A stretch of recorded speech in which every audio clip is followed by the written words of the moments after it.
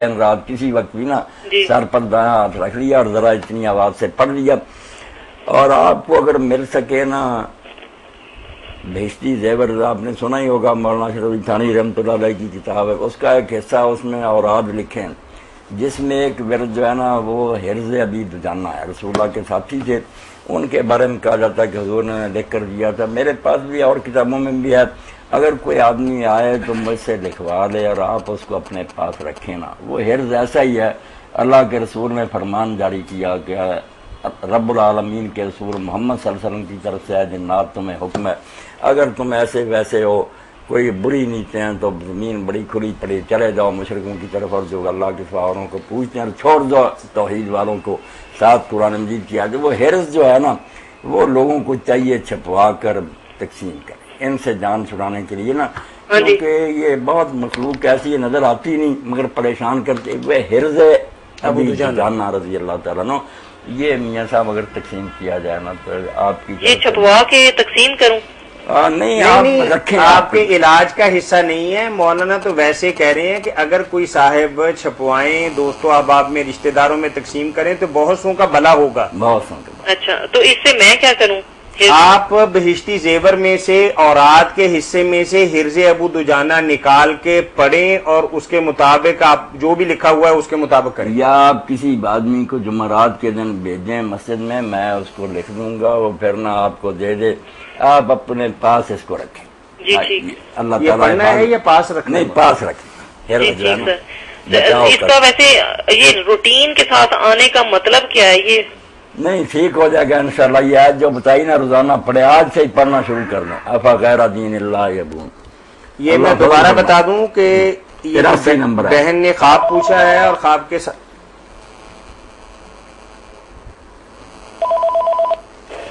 السلام علیکم.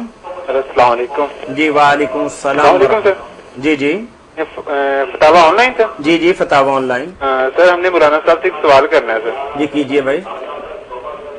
ٹیلی ویژن کی آواز کچھ کم کر لیں آپ. اچھا جی ٹھیک ہے جی. یہ کہاں سے بات کر رہے ہیں آپ؟ اچھا سر بات کرتے ہیں. کہاں سے؟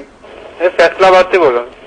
یار فیصلہ آباد ایریا بہت بڑا ہے، ہم کوئی خاص چیز کے حوالے فیصلہ آباد سر سے یہ ٹاؤن فیکٹری ایریا. اچھا سر صحیح ہے. کریں جی حضرت صاحب میری والدہ اکثر نماز پڑھتی ہیں تو فرائض جب پڑھتی ہیں نا 2 فرض یا 4 فرض وغیرہ پڑھتی ہیں تو وہ اکثر بھول جاتی ہے کہ میں نے کتنے فرض پڑھے ہیں، تو اکثر وہ نماز توڑ کے پھر دوبارہ پڑھتی ہیں. تو برائے مہربانی اس کے بارے میں کچھ بتائیں. میرے بھائی، جس بہن بھائی کو یہ صورتحال پیش آ جائے نا کہ وہ اس فکر میں پڑ جائے میری کتنی رکھتی ہوئی ہیں، اس سے نجات پانے کا یہی طریقہ ہے کہ وہ بالکل اعلان کر دے کہ ابلیس نامراد تجھ پر لعنت جتنی ہوئی اتنی کافی. اگر وہ ماننے لگ گیا نا کہ نہیں نئے سرے سے شروع کروں تو میری بہن چھٹکارا نہیں پا سکے، وسواسی ہو جائیں گی، پاگل ہو جائیں گی، بار بار توڑیں گی پڑھیں گی.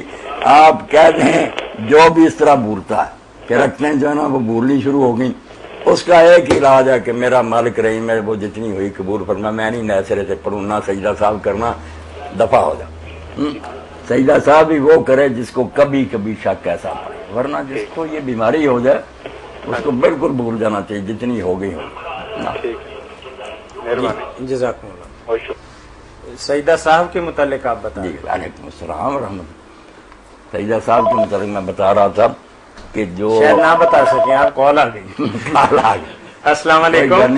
یہ برکت ہی ہے نا جو آ رہی ہے. جی السلام علیکم. وعلیکم السلام بھائی جان. جی طاہر بھائی میرا سوال یہ ہے کہ میرے گھر کے پاس نا ایک کرسچن قبرستان ہے. جی جی میں جب بھی وہاں سے گزرتا ہوں نا تو میرے دل میں ایسا ہوتا ہے کہ جیسے میں دعا پڑھوں. تو کیا میں دعا پڑھ سکتا ہوں کہ؟ چلیں بہت ہی اچھا سوال آپ نے کیا مولانا. یہ غیر مسلم قبرستان کے قریب سے گزرتے وقت کیا دعائے مغفرت کر سکتے ہیں یا اپنی آخرت کو یاد کر کے اپنے لیے کوئی دعا کر سکتے ہیں؟ اپنے لیے تو دعا کریں، بالکل ٹھیک ہے. قبرستان کسی کا بھی نظر آیا، دنیا کا فانی ہونا تو یاد آ گیا نا کہ چھوڑنی پڑے گی دنیا، مگر ان کے لیے آپ دعا نہ کریں جو اسلام نہیں لائے اور نبی علیہ السلام کا کلمہ انہوں نے نہیں پڑھا. آپ ان کے لیے مغفرت کی دعا نہ کریں. یہ سابقون اور لاحقون والی بات نہیں کریں. نہیں، ان کے لیے نہیں دعا کرنی، ان کا معاملہ ان کے اللہ کے سپرد کون معذور تھا نہیں سمجھ سکا، کس کو جان بوجھ کر کفر انسان تھا، یہ اللہ فیصلہ کرے گا، ہم ان کے لیے دعا نہیں کر سکتے، وہ غیر مسلم فوت ہوئے نا، اپنے لیے دعا کر سکتے اپنے لیے۔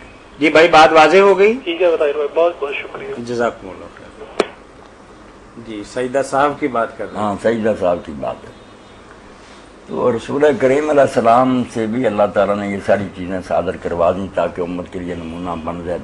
کبھی آپ نے دور رکھوں پر سلام کہہ دیا، کبھی درمیان کا تشہد بھول گئے، کبھی تیسری پر سلام کا، کبھی پانچویں پر بھی، اور بعد میں سجدہ صاحب کر لیا۔ اب یہ لوگ جو کہتے ہیں نا دوبارہ پڑھنی چاہیے، یہ کہتے ہیں اگر چوتھی رکعت پر اتحیات پڑھانا عبدو و رسولوں تک، پھر پڑھ کر غلطی سے اٹھ گیا تو پھر تو سجدہ صاحب سے گزارا ہو جاتا، اور اگر وہ نہیں بیٹھا تو یہ قاعدہ اخیرہ جو تھا آخر میں بیٹھنا یہ فرض تھا رہ گیا، اب وہ کوئی نماز نہیں جتنی مرضی پڑھتا رہے۔ بات میں مکمل کریں گے بات مکمل۔ السلام علیکم۔ وعلیکم السلام۔ جی بھائی۔ ہلو جی جی ایک مسئلہ پوچھنا تھا جی۔ جی فرمائیے بھائی فرمائیے، سن رہے ہیں آپ کی بات۔ آ نہیں رہا ٹی وی پہ آپ کی بات؟ یہ ریکارڈڈ پروگرام ہے، اگلے اتوار دیکھ سکیں گے نا، آپ اپنا سوال سن سکیں آپ گے۔ سوال کریں، آج تو پچھلے اتوار والا پروگرام چل رہا ہے نا۔ اچھا جی، وہ ایسا ہے کہ قرآن پاک میں ہے کہ لوڈی جو ہے نا وہ لوڈی کے جو بچے ہیں وہ آپ کے بیٹے تو کلائیں گے، نکاح والی بیٹیوں کے بیٹے آپ کے وارث ہوں گے، لوڈیوں کے بچے آپ کی جائیداد کے وارث نہ ہوں گے، کیا لوڈیا جائز ہے یا نہیں؟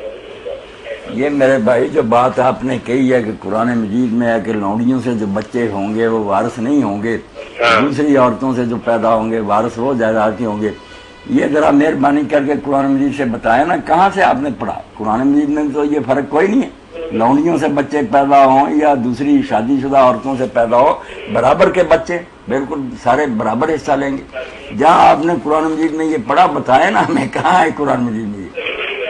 چلو میں پھر دیکھ کے دیکھ کر آپ بتائیں، بالکل غلط بات ہے۔ لونڈی کے بچہ میں اور آزاد عورت کے بچہ میں کوئی فرق نہیں، وہ جائز بچے ہیں، بالکل برابر وارث ہیں، صرف نام دو ہیں کہ ایک اپنی مرضی سے نکاح میں آتی ہیں، ایک میدان جنگ سے پکڑی آتی ہیں۔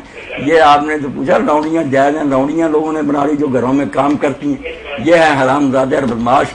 لونڈیاں تو کیپچرڈ ہے، جنگ ہوئی باقاعدہ، ہمارے ادھر قیدی چلے گئے ان کے لیے، وہ ہے سپاہیوں میں تقسیم کر دی جاتی ہیں، جس سپاہی کو اراٹ ہو جائے حکومت کا اس کو دے دیں نکاح، وہ اس سے بچے جو جنے گا جائز بچے وارث، کوئی فرق نہیں ہے، ایک باپ دیتا ہے ایک حکومت کا صدر دیتا ہو، بات سمجھنی چاہیے۔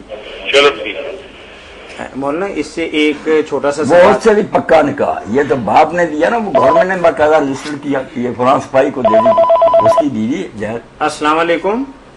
وعلیکم السلام۔ جی بھائی۔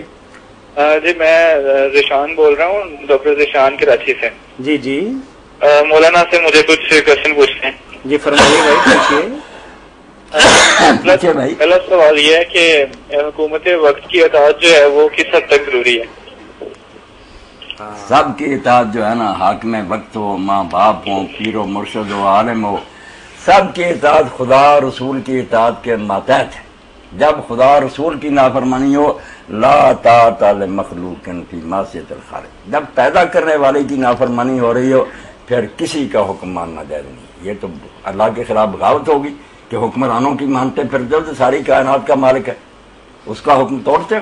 اس لیے یہ ساری اطاعتیں جو نا ماں باپ کی بھی وہی بات مانیں گے جو اللہ کے حکم کے خلاف نہیں ہوگی۔